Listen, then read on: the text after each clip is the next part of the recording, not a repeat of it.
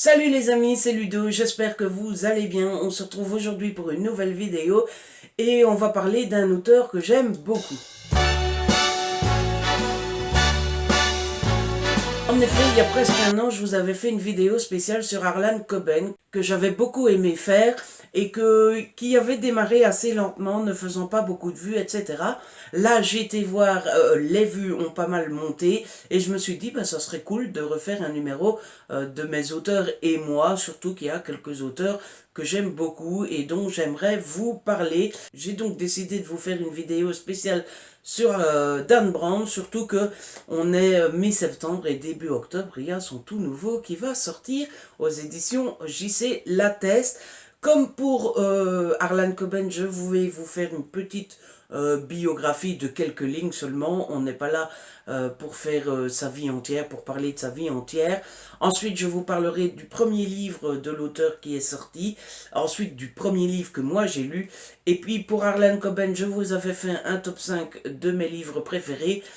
Mais comme Dan Brown n'en a écrit que 6 en tout, je vous ferai le top 4 de tout ce qu'il a sorti. Voilà pour le programme de cette vidéo, j'espère que ça va vous plaire. Alors, Harlan Coben, c'est un homme, jusque-là tout va bien, qui est né le 22 juin 64, il a donc 53 ans, et il est né à Exeter, dans le New Hampshire, aux États-Unis. Donc, si vous ne connaissez pas bien les États-Unis, le New Hampshire, c'est au nord-est du pays. C'est l'aîné d'une famille de 3 enfants. Il a vécu dans cette grande famille sur un campus, puisque son père était professeur à la Phillips Academy. Et l'un des avantages en nature dont avait droit le père de Dan Brown en étant prof, c'est de pouvoir bénéficier d'un logement sur le campus. Et ils en ont donc profité et sont restés vivre là-bas. Le petit Dan Brown fait ses études comme tout le monde et en 82 il est diplômé. Il a 2 spécialités, l'espagnol et l'anglais. Une fois qu'il a ce diplôme, il décide de se tourner vers une branche complètement différente puisqu'il décide de se tourner vers la musique qui est une grande passion pour lui. Du coup, quand il a décidé de se lancer dans la musique, il décide d'aller à Hollywood pour tenter une carrière de pianiste et de parolier. Pendant qu'il tente de faire cette petite carrière, il continue à enseigner sur le côté pour subvenir à ses besoins. Il est tellement dans la musique que Dan Brown a même sorti un CD. C'était en 1993 et le CD s'appelle tout simplement Dan Brown. En 96, c'est le début de ce qui nous intéresse puisque Dan Brown déménage carrément à Tokyo au Japon et c'est là-bas qu'il va écrire Forteresse Digitale. Et Forteresse Digitale, le voici, c'est le seul Dan Brown que je n'ai pas en grand format, alors que j'aimerais beaucoup, mais je suis encore une fois trop radin de le payer au prix plein, donc je le cherche en occasion, mais je ne le trouve pas, en tout cas pas au prix que je veux donner. Donc, Forteresse Digitale, on commence déjà très fort parce que c'est l'un de mes Dan Brown préférés. Il faut savoir que moi, les Dan Brown que je préfère, c'est pas forcément les plus connus, ceux qui ont comme personnage principal Robert Langdon. J'aime beaucoup ces hors-série. Et ici, Forteresse Digitale, c'est quoi comme histoire? Eh bien, c'est tout simplement, on se retrouve à la NSA, la fameuse agence gouvernementale américaine que maintenant tout le monde connaît grâce à Snowden, etc. Donc on est dans cette agence de la NSA et ils ont un super ordinateur qu'on appelle Translator. Et cet ordinateur est capable de craquer n'importe quel code au monde. Et genre ça prend 30 secondes. Euh, Ils ont une section spéciale avec cet ordinateur qui est dirigée par, je vais regarder le prénom parce que vous me connaissez, Suzanne Fletcher. Et ben tout se passe bien dans le meilleur des mondes, la NSA espionne tout le monde et la NSA craque tous les codes qu'ils veulent jusqu'au jour où ils tombent sur un code mystérieux que l'ordinateur n'arrive pas à craquer. On soumet ce code à l'ordinateur, il tourne, il tourne, il tourne pendant 15 heures, alors que normalement ça prend 10 secondes, 20 secondes, 30 secondes, et pas moyen de craquer ce code. Et ben, ils vont surnommer ce code Forteresse Digitale. puisque vous connaissez tous la définition d'une forteresse.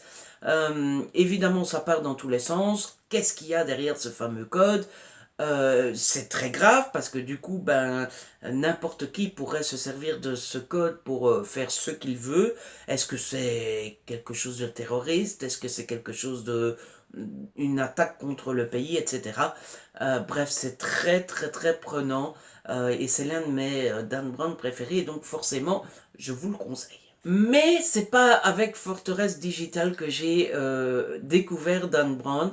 Je crois que j'ai découvert Dan Brown, enfin non, je suis sûr que j'ai découvert Dan Brown avec celui-là, mais je crois qu'il y a beaucoup de monde qui l'ont découvert grâce à ce bouquin, et je crois qu'il y a beaucoup de monde qui se sont arrêtés à ce bouquin d'ailleurs. Donc moi je l'ai découvert grâce au fameux Da Vinci Code, édité chez JC Lattès. Alors Da Vinci Code, est-ce que ça vaut la peine de raconter l'histoire? Je crois que tout le monde la connaît. C'est cette fameuse histoire où Robert Langdon, qui est spécialiste en symbologie, est appelé au Louvre parce qu'on a découvert un corps sur lequel il y a des annotations qui pourrait mener à son assassin. Robert Langdon y va, accepte d'aider la police, sauf que avant que Robert Langdon arrive, on a effacé une inscription sur le corps, et l'inscription sur le corps dit « Trouver le Robert Langdon ». Évidemment, pour celui qui est mort, il voulait dire trouver Robert Langdon parce que pour lui c'était le seul qui pouvait découvrir ce qui s'était mis sur le corps, mais pour la police c'est le dernier acte de celui qui va mourir pour désigner son meurtrier. Robert Langdon va arriver, va décrypter ce que le mourant a mis sur son corps, ça va l'emmener dans une chasse aux symboles et aux secrets incroyables. Et là, on est parti pour la folle aventure, pour le mystère, pour l'Indiana Jones des temps modernes. Et on va toucher très fort à l'Église, à Moïse, à Jésus, etc. Je, je pense que c'est pas la peine que je vous refasse toute l'historique du foin et du bruit qu'a fait ce livre. Moi, je l'adore. C'est pas forcément mon préféré, mais c'est le premier de Dan Brown que j'ai lu. Je le trouve très efficace et puis c'est le genre de bouquin avec des chapitres très courts. Pour la petite histoire, moi je l'ai découvert à sa sortie. Il est sorti en 2004 en France, 2003 aux États-Unis. Et 2004, c'était il y a 13 ans. Il y a 13 ans, j'avais 13 ans. Donc je me suis lancé dans ce bouquin à l'âge de 13 ans et j'ai genre rien compris. Vous savez, c'était ma période, genre je lis des grands livres d'adultes qui sont quand même parce que pour faire genre je suis adulte et c'est bon, j'ai plus besoin de Picsou et toutes ces conneries là. Mais voilà, j'ai pas tout bien compris quand je l'ai lu la première fois. Depuis, je l'ai lu des dizaines de fois et j'aime toujours autant. Et du coup, maintenant, on va parler de ses autres romans qu'il a écrits. Et le prochain qu'il a écrit, c'est Anges et démons, toujours de Dan Brown. Elle est bonne celle-là. Toujours édité chez JC Lattès. Il faut savoir que Anges et démons, en fait, est censé se passer avant le Da Vinci Code, puisque Dan Brown a écrit celui-ci en 2000. Je viens de vous le dire, Da Vinci Code, c'est 2003. Et en France, on a même dû attendre 2005 pour l'avoir. Alors ici, ça raconte quoi? Ça démarre au CERN, le Centre européen de la recherche nucléaire en Suisse. Et au CERN, ils ont réussi à fabriquer de l'antimatière. C'est génial, c'est une avancée extraordinaire, etc. Sauf que ça tourne mal puisqu'un membre éminent du CERN est assassiné et qu'une capsule refermant de l'antimatière est volée. Voilà comment ça démarre. Ensuite, on se retrouve au Vatican, où le pape vient de mourir et va donc être remplacé. Seulement, au même moment, le Vatican reçoit une vidéo montrant la capsule d'antimatière volée et les 4 prétendants, les 4 favoris pour remplacer le pape sont enlevés. Tout ça est fait par un tueur qui lui-même est engagé par une société secrète qu'on appelle les Illuminati. Devant tout ce danger, les gardes suisses décident d'appeler Robert Langdon à la rescousse. C'est un livre que j'aime beaucoup aussi De toute façon, enfin, je veux dire, les Dan Brown, c'est rare que je n'aime pas. Donc, j'aime beaucoup. Il y a beaucoup de rythme. J'ai même trouvé parfois qu'il y avait plus de rythme dans celui-là que dans le Da Vinci Code. C'est pour dire, parce que le Da Vinci Code est déjà très bon. Mais voilà, je ne peux que vous le conseiller, évidemment. Surtout que, bah voilà, si vous n'avez encore jamais lu aucun Dan Brown, bah commencez par celui-ci, comme ça vous les lisez dans l'ordre. Ensuite, Dan Brown a écrit mon préféré, ça reste mon préféré, Dan Brown, et pourtant il est beaucoup moins connu que ses copains. Alors, celui-ci, Dan Brown l'a écrit en 2001 et il est sorti en France en 2006. L'histoire, ça raconte quoi? On est en pleine campagne électorale, c'est ce qui fait peut-être que c'est mon préféré. Et d'un côté, on a le président Ernest et de l'autre côté, on a le sénateur Sexton. Euh, les deux prétendants au poste se déchirent sur un point bien précis, la NASA. Le président Ernest y croit très fort à cette NASA et le sénateur Sexton n'y croit pas du tout. Le président, comme il y croit, il veut la renforcer et Sexton veut la démanteler.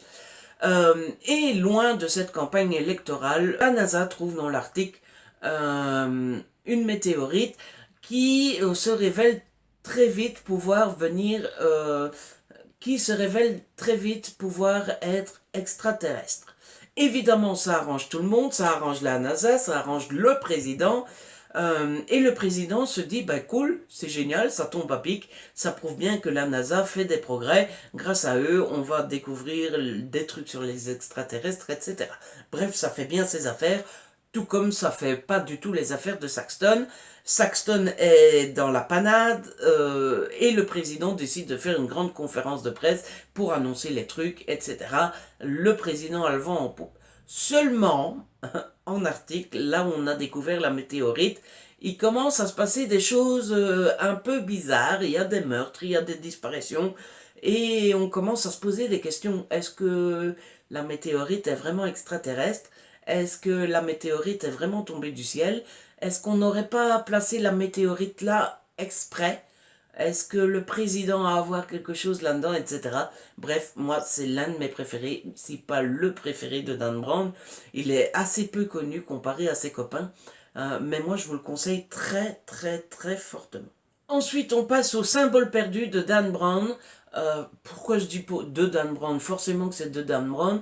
C'est le premier roman de l'auteur qui est sorti en même temps aux États-Unis et en même temps en France. Il date de 2009. Il a 8 ans déjà, quand même. Et c'est le roman de Dan Brown dont j'ai le moins de souvenirs, puisque je ne l'ai lu qu'une seule fois, en 2009, il y a 8 ans. Et j'ai très envie depuis un bon gros moment de le relire. Euh, Ici, l'histoire, en gros, c'est un copain de Robert Langdon qui s'appelle Peter qui va l'appeler pour faire une conférence sur la symbologie, etc. Robert Langdon va accepter la proposition. Il arrive au Capitole, tout va bien. Bonjour Peter, comment tu vas, etc. Sauf que quand ils arrivent au Capitole, ils vont découvrir un cadavre et avec ce cadavre, un nouveau mystère. Mystère qui va emmener Robert Langdon à poursuivre une chasse pour retrouver un objet important de la franc-maçonnerie. Il se lance dans cette chasse, mais évidemment, ça va pas se passer comme prévu. Il va être en danger, son copain Peter va être en danger aussi. Donc voilà, je peux pas vous le conseiller dans le genre, dans le sens où je vous dis il est méga génial, topissime, lisez-le en premier, etc. Puisque comme je vous le disais, j'ai très peu de souvenirs. Je ne l'ai lu qu'une fois et c'était il y a déjà 8 ans. Maintenant, je me souviens que quand je l'avais lu, c'était pendant les fêtes d'ailleurs. Je me souviens que quand je l'avais lu, j'avais énormément aimé. Donc voilà, quand on garde un bon souvenir comme ça, c'est que ça doit être bon. Et enfin, on passe à son dernier paru. Il date de 2013, celui-ci, c'est Inferno, toujours chez JC Lattès. Alors, ce roman raconte quoi? C'est toujours avec Robert Langdon. Euh,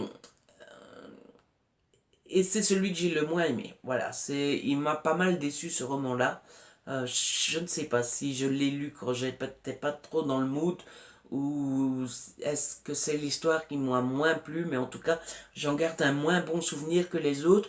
Toujours est-il qu'ici, on se retrouve avec Robert Langdon, qui est dans une assez mauvaise position, puisqu'il se retrouve à l'hôpital, et il se réveille, et il n'a plus beaucoup de souvenirs, il n'a pas de souvenirs de ce qui s'est passé dans les dernières heures. Et quand il est à l'hôpital, il va rencontrer une infirmière, et c'est avec elle qu'il va commencer l'aventure. Il va retrouver dans le, comment on appelle ça, dans la double couture de sa veste, un système, je ne sais plus comment ça s'appelle, un cryptex ou un truc comme ça, qui va lui donner des premiers indices. Là-dedans, on va commencer à s'intéresser à l'enfer de Dante, et ça va le mener dans une nouvelle quête. Cette fois-ci, on a droit à l'OMS, l'Organisation mondiale de la santé, et on va se rendre compte qu'il y a un fou furieux qui a inventé une belle petite saloperie pour régler le problème de la surpopulation sur Terre. Donc voilà, c'est un très bon Dan Brown. On reconnaît le style de Dan Brown, on passe toujours un bon moment de Dan Brown, mais pour moi, personnellement, c'est le moins bon qu'il a pu nous écrire. Mais voilà, à vous de faire. Bah voilà, on a fait le tour de Dan Brown et de tout ce qu'il a écrit. Franchement, moi, c'est un auteur que j'aime beaucoup, beaucoup, beaucoup, beaucoup. Je dis souvent qu'il est à un étage en dessous d'Harlan Coben. Je pense qu'en fait, ça se joue à très, très peu. Et je pense que j'aime mieux Harlan Coben, c'est parce que Harlan, je le retrouve une fois par an. Dan Brown, il faut souvent attendre 4, 5, 6 ans entre chaque roman. Vous l'avez vu, le dernier est sorti en 2013. Son prochain sort au mois d'octobre prochain. Il aura donc fallu attendre 4 ans. Je pense que c'est ça qui fait que j'aime un peu moins Dan Brown comparé à Harlan Coben. Voilà, j'espère que cette vidéo vous a plu. J'espère sincèrement que je vous ai donné envie de lire du Dan Brown. Et j'espère sincèrement que si vous vous lancez, vous aimerez autant que moi.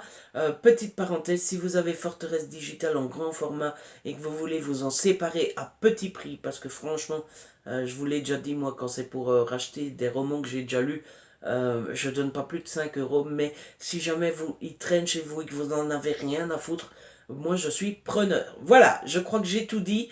Je vais vous laisser là. J'espère qu'elle vous a plu. Si c'est le cas, n'hésitez pas à la partager, n'hésitez pas à la liker, n'hésitez pas à la commenter. Dites-moi si vous avez déjà lu Dan Brown, si vous avez aimé, si vous n'avez pas aimé, combien vous en avez lu, lesquels vous avez lu. Enfin bref, dites-moi tout. Si ce n'est pas encore fait, n'hésitez pas à vous abonner. C'est gratuit et ça fait plaisir. On se retrouve très vite pour une nouvelle vidéo. D'ici là, prenez soin de vous et de ceux que vous aimez. Ciao.